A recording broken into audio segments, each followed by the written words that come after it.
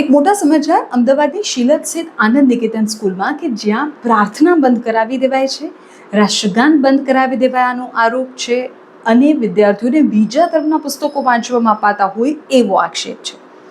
શિલદ વિસ્તારમાં આવેલી છે આનંદ નિકેતન સ્કૂલ ખૂબ પ્રખ્યાત સ્કૂલ છે અમદાવાદની અને એ અત્યારે વિવાદમાં છે. શાળામાં રાષ્ટ્રગાન અને સર્વધર્મ પ્રાર્થના બંધ કરી બાળકોને અન્ય ધર્મના પુસ્તકો વાંચવામાં આપવાનો ગંભીર આરોપ લાગ્યો છે. તો બીજી તરફ શાળાના ભોજનમાંથી કાચનો ટુકડો નીકળવાની ઘટના પણ સામે આવી અને વાલીઓનો આક્રોશ ફાટી નીકળ્યો. બે ઘટના છે. સૌથી પહેલા આપણે વાત કરી લઈએ ધાર્મિક ભાવના અને રાષ્ટ્રગાન સંબંધિત ગંભીર વિવાદની. વાલીઓનો ગંભીર આક્ષેપ એવો છે કે શિલદની આનંદ નિકેતન સ્કૂલમાં છેલ્લા 1 મહિનાથી સવારની પ્રાર્થના અને રાષ્ટ્રગાન બંધ કરી દેવાયું છે. શાળામાં હિન્દુ વિદ્યાર્થીઓની બહુમતી છે, પણ બાળકોને અન્ય ધર્મના પુસ્તકો વાંચવામાં આપવામાં આવે છે. મલાલા અને ફાસિઝમ જેવા વિષયો એને લઈને આક્રોશ છે.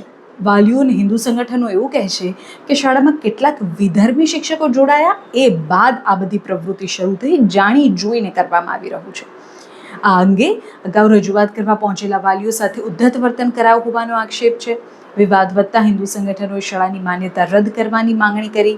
અમદાવાદ ડીયુએ આનંદ નિકેતન સ્કૂલ પાસે કારણદર્શક નોટિસ ફટકારી ખુલાસો માંગ્યો છે. એક આ વિવાદ શમ્યો નથી અને બીજો વિવાદ સામે આવી ગયો. આ જ આનંદ નિકેતન સ્કૂલનો એક શરમજનક કિસ્સો સામે આવ્યો, જ્યાં બાળકના સ્વાસ્થ્ય સાથે ખુલ્લેઆમ ચેડા થતા હોવાનો આરોપ લાગ્યો.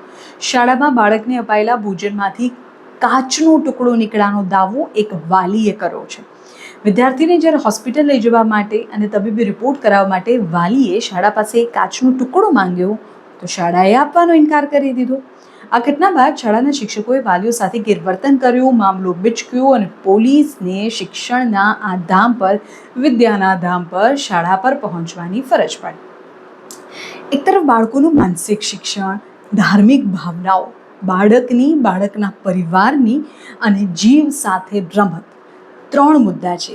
આપણે એવું કહીએ કે શાળામાંથી જે બાળકને સારું શિક્ષણ અપાય, એ તેનામાં ઉચ્ચ વેલ્યુઝ તેને આપવામાં આવે, એ દેશ માટે, એ રાષ્ટ્ર માટે સારું કામ કરે, દેશનું સારું ભવિષ્યનું નિર્માણ થાય, પણ તે રાષ્ટ્રગાન બંધ કરાવી દેવાનો આક્ષેપ છે.